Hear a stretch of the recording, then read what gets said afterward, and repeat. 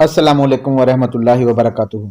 इस लेसन में मैं आपको बताऊंगा कि आपको एक्टिव वॉइस क्यों यूज करना चाहिए when you are writing your essays, या आपको एक्टिव वॉइस का ज्यादा इस्तेमाल करना चाहिए as compared with passive voice when you are writing your एसे।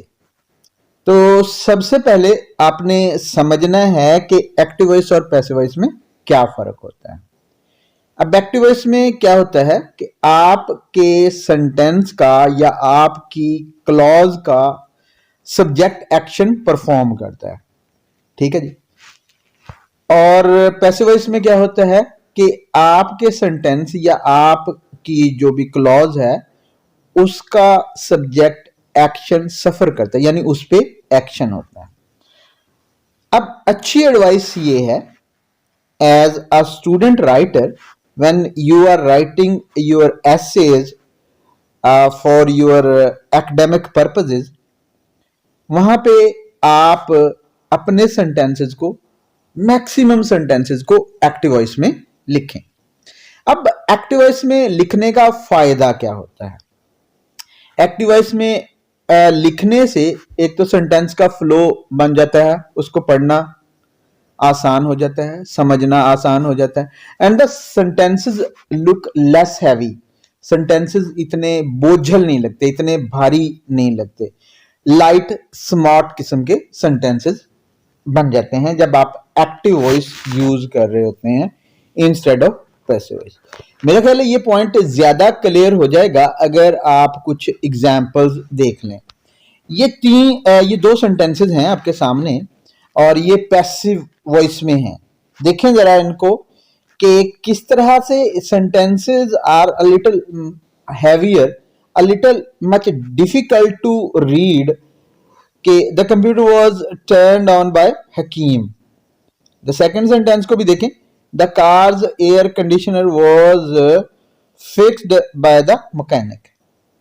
अब इनकी एक्टिव फॉर्म देखें और आपको खुद से पता चल जाएगा कि एक्टिव फॉर्म यूज करने से सेंटेंसेस को पढ़ना इजी किस तरह से हो जाता है और सेंटेंसेस जो है वो दे लुक स्मार्टर।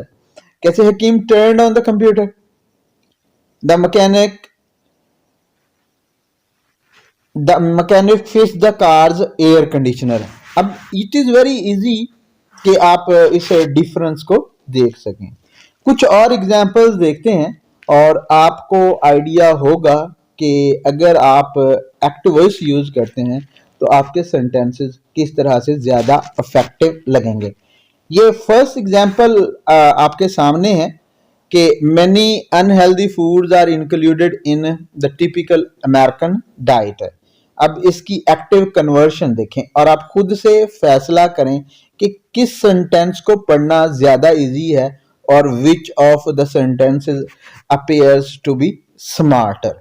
तो typical American diet includes many unhealthy foods. ठीक है, मेरा ख्याल है क्लियर हो रहा होगा आपको पॉइंट। ये राइटर्स को एडवाइस होती है कि whenever you are writing your essays और whenever you are writing something for your academic purposes, and this is more true for your essays. हाँ, कॉन्टेक्स्ट पे डिपेंड करता है। बाज़ औक़ात कॉन्टेक्स्ट ऐसा होता है कि आपको पैसिव यूज करना पड़ता है, लेकिन बिला वजह पैसिव यूज करना कोई अच्छी प्रैक्टिस नहीं है और आपको अच्छी तरह से इस बात से अवेयर होना चाहिए कि आप बिला वजह पैसिव स्ट्रक्चर्स यूज नहीं करेंगे। Where you have a choice you will go for the active structure. अगली एग्जांपल देखें जरा, the family picnic was invaded by hundreds of biting ants. अब अगर इस सेंटेंस को एक्टिव में देखें तो कैसे लिखे? Hundreds of biting ants invaded the family picnic. I think the second sentence is easy to read and looks a lot more smarter। ठीक है, और smart language this is something जिसकी तरफ आपको जाना चाहिए। आपको जहां मुमकिन हो एक भी एक्स्ट्रा वर्ड अगर कम होता है तो आप उसको कम करने की कोशिश करें, but not at the cost of your meaning और क्लैरिटी। क्लैरिटी और मीनिंग के पे नहीं होना चाहिए, यानी उससे क्लैरिटी या मीनिंग मुतासर ना हो, लेकिन आपको कोशिश करनी चाहिए कि आप जहां पे एक्टिव स्ट्रक्चर यूज कर सकते हैं वहां पे आप एक्टिव स्ट्रक्चर यूज करें। उसके बाद नेक्स्ट एग्जांपल अगर आप देखते हैं, antibiotics are used by doctors to treat many infections. अब क्या आप जो है वो डॉक्टर्स को शुरू में doctors use antibiotics to treat many infections, अब एक्टिव सेंटेंस को पढ़ना बहुत ज्यादा इजी आपको लगेगा। देन नेक्स्ट सेंटेंस अगर आप जो है वो देखते हैं, the fatal traffic accident was caused by a drunk driver. Again passive structure और एक्टिव स्ट्रक्चर को कंपेयर करें। A drunk driver cause the fatal traffic accident. ठीक है जी, एक और एग्जांपल देख ले ताकि आप जो है वो बहुत ज्यादा क्लियर हो जाए।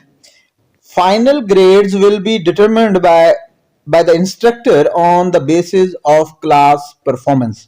अब आप जो है वो इसको एक्टिव फॉर्म में किस तरह से कन्वर्ट करते हैं, आप द इंस्ट्रक्टर को शुरू में एज अ सब्जेक्ट यूज करते हैं, then active form will determine final grades on the basis of performance. तो स्टूडेंट्स ये कुछ एग्जांपल्स थी, इन एग्जांपल्स में आपने एक्टिव और पैसिव स्ट्रक्चर दोनों का यूज देखा और आपको आइडिया हुआ होगा कि एक्टिव स्ट्रक्चर यूज करना रिलेटिवली ज्यादा पावरफुल बनाता है आपकी लैंग्वेज को। And if your language is powerful तो इट हैज मोर इम्पैक्ट। हमेशा कोशिश करें when ever you have a choice between active voice and passive voice, आप एक्टिव फॉर्म यूज करें। वंस अगेन मैं बता दूं कि एक्टिव फॉर्म आपको क्यों यूज करनी चाहिए। एक्टिव फॉर्म में आपका सेंटेंस जो है वो ज्यादा जानदार लगता है, पावरफुल लगता है when you put action in your verb. तो ये सिंपल सी जो है वो एक टेक्निक है एंड देन आपके सेंटेंसेस स्मार्टर लगते हैं।